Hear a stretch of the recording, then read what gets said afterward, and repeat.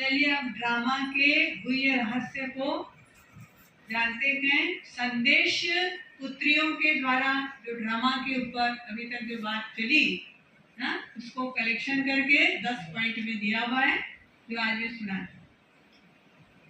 इस विराट फिल्म में हर एक मनुष्य आत्मा में अपनी अपनी पोजीशन अनुसार सारे जीवन का ज्ञान अथवा एक्ट पहले से ही मर्ज रूप में रहता है। ज्ञान बीज समझ में आ गया। आत्मा क्या है? ज्ञान बीज सब उसके अंदर पड़ा हुआ है। कैसे तना निकलना है, कैसे डालियां निकलनी, क्या होना है। जीवात्मा में सारे जीवन की पहचान मर्ज होने के कारण समय पर इमर्ज होती है। हरेक में अपनी अपनी संपूर्णता की अवस्था अनुसार जानकारी एवं एक्ट जो मर्ज है वह समय पर इमर्ज होती है, जिससे तुम हरेक जानी जाननहार बन जाते हो। जैसे जैसे खुलता जाता ऐसे जानते जाते और जानी जाननहार बन जाते।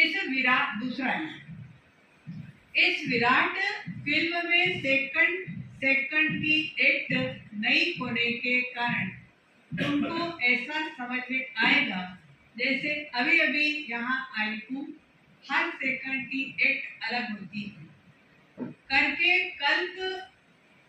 कल्प आगे वाली घड़ी रिपीट होती है, परंतु जिस समय प्रैक्टिकल लाइफ में चलते हो उस समय नई महसूस होती है। इस समझ से आगे बढ़ते चलो। अभी तो आगे कुछ खुला हुआ नहीं है, हमारे लिए तो सब कुछ नया नया है।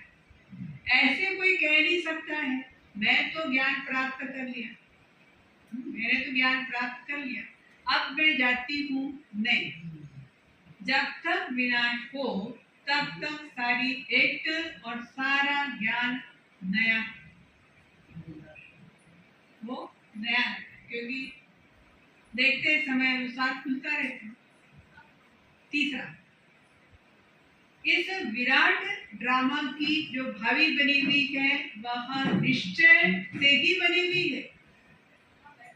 भावी को कोई टालता है या बनाता है वो अपने ऊपर है। ड्रामा की भावी बनी हुई, कोई तो बुरे वक्त को टाल देता है, कोई उसके ऊपर विजय प्राप्त कर देता है। खुद का शत्रु खुद का मित्र मैं ही। अभी तुम्हें बहुत रमणीक स्वीट बनना और बनाना है। चौथा पॉइंट है, इस विराट फिल्म में यह सहन करना भी तुम्हारे लिए कल्प पहले वाला एक मीठा सपना है, क्योंकि तुम्हें फिर भी कुछ होता नहीं है। उन्होंने भी तुम्हें तंग किया, वो भी कहेंगे कि मैंने इनको इतना तंग किया, दुखी किया, परंतु यह तो फिर भी डिवाइन यूनिटी, सुप्रीम यूनिटी विजय पांडव बन करके रहते हैं। इस बनी हुई भावी को कोई टाल नहीं सकता है। बाबा ने तो भविष्य बता दिया हमारा, इस भावी को कोई भी टाल नहीं सकता है। कुछ भी हो जाए स्वर्ग तो बनकर ही रहेगा। पांचवी पॉइंट है, इस विराट फिल्म में देखो कैसा वंडर है। तुम प्रत्यक्ष पांडव भी अभी पधारे और तुम्हारे पुराने चित्र और निशानियां भी अब तक कायम है, जैसे पुराना कागज, पुराने शास्त्र, गीता पुस्तक आदि संभाल करके रखते हैं ना, और फिर उनका बहुत मान होता है। ऐसी पुरानी चीजें कायम होते हुए भी अब नई वस्तु इन्वेंशन होती रहती है। पुरानी गीता प्रैक्टिकल में होते भी नई गीता इन्वेंट हुई है। अब ये नई गीता इन्वेंट हुई। पुरानी की अंत तब होती है जब नए की स्थापना होती है। पुरानी गीता बंद, अब नए की स्थापना होती है।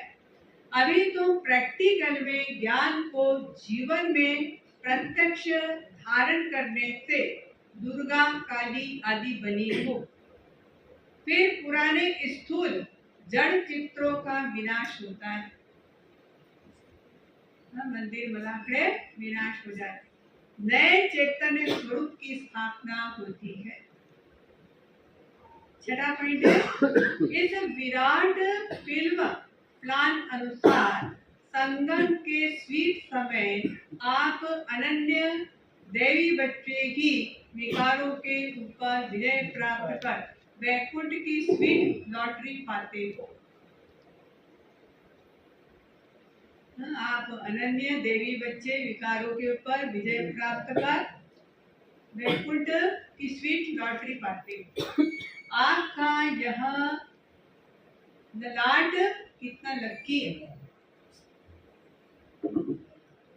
इस समय तुम नर नारी अविनाशी ज्ञान से उच्च योग्य देवता पद प्राप्त करते हो। यह है इस संगम युग के सुहावने वंडरफुल समय की वंडरफुल रीति।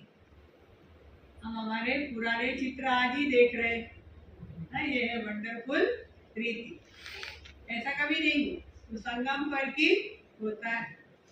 पहले कुछ और भावना थी, मंदिर में जाते थे कुछ और भावना होती थी, अब मंदिर में जाते हैं तो कुछ और भावना होती है। अब हमें अपनापन और ज्यादा लगता है, ये हमारे ही यादगार। सातवां पॉइंट है, ईश्वर साक्षी को देख रहा है। मैंने जिन एक्टर्स को अनेक गहने भूषणों से श्रृंगार कर इस सृष्टि रूपी श्रेष्ठ स्टेज पर डांस करने अर्थ भेजा, वो कैसे एक्ट कर रहे हैं। मैंने अपनी देवी बच्चों को गोल्डन मनी, सिल्वर मनी दे के कहा था कि यह भूषण, यह गहने पहन करके खुश मिजाज होकर के साक्षी बन करके एक्ट करना, ये सब पहन करके एक्ट करना और साक्षी होकर के इस खेल को देखना, हंसना नहीं। आता है ना, भेड़िए आएगा, दाना डालेगा, जाल बिछाएगा, फंसना नहीं। वो शिक्षा दी थी उसने, भगवान भी ने कहा था कि तेरे को सोना दिया, चांदी दिया, महल दिया, मारणिया दी, फंसना नहीं, न्यारे प्यारे होके करना।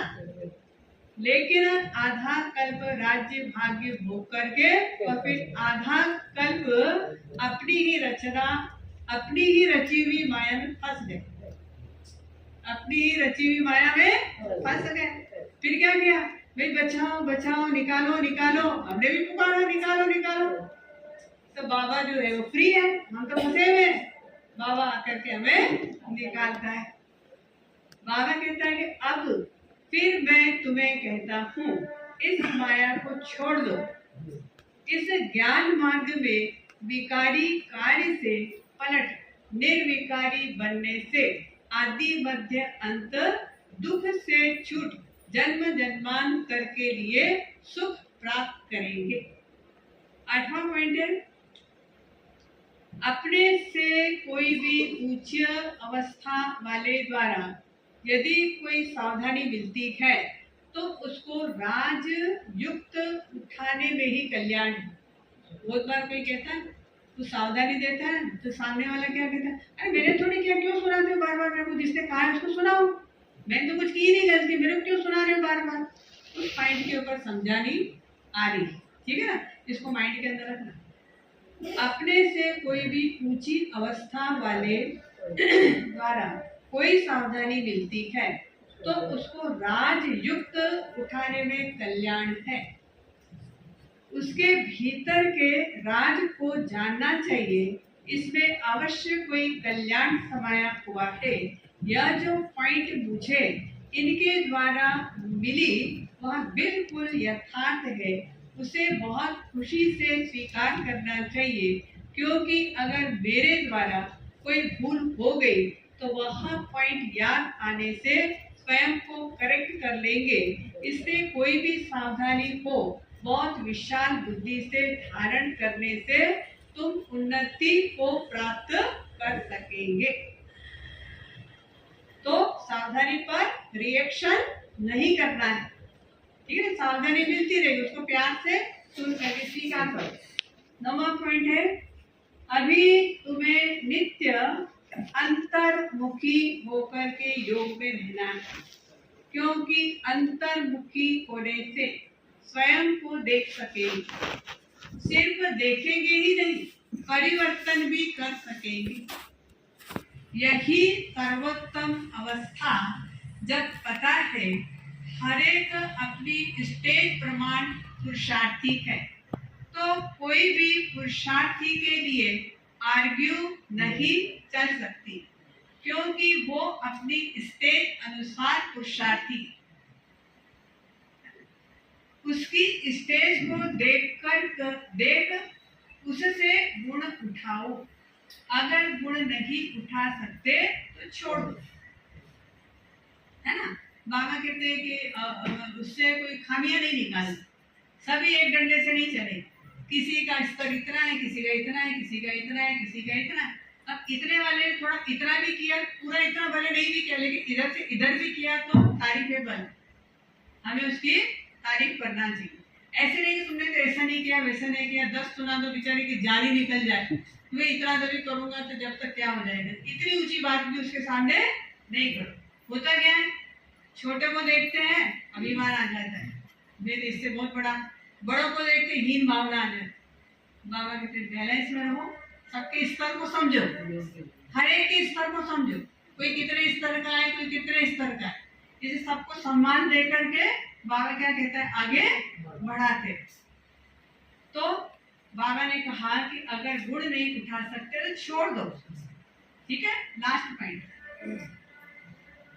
तुम सदा अपने सर्वोत्तम लक्ष्य को सामने देख, अपने को की देखो, तुम हर एक व्यक्तिगत पुरुषार्थी को, तुम अपनी तरफ नजर रख, आगे दौड़ते रहो, कोई भले क्या भी करता है, परंतु मैं अपने स्वरूप में स्थित रहूं, अन्य किसी को न देखूं, अपने बुद्धि योग बल से मैं उसकी अवस्था को जान लूं, अंतर्मुखता की अवस्था से ही तुम अनेक परीक्षाओं से पास हो सकते हो।